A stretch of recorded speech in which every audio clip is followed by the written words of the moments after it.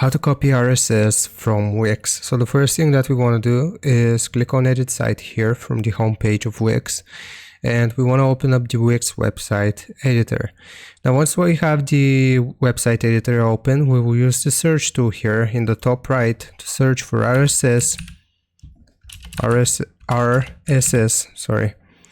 and then we'll click on RSS button here. Now what we want to do is just drag and drop any of those buttons. I'm just going to do this one, and I'm going to drop it onto my home page. Now once we have the RSS button dragged and dropped onto our home page, I will publish my website here. So I'm just going to click on publish, and then I'll click on done. And now if we want to copy our RSS feed, we will hover over publish, we will view site, and here mine was on the home page, so I'm just gonna give it some time to load up. And if we want to copy our RSS, we'll click on the button here, and you should get your code right here. And that's how you do it. Hope this helps you out. Leave a like and sub, and I'll see you next time.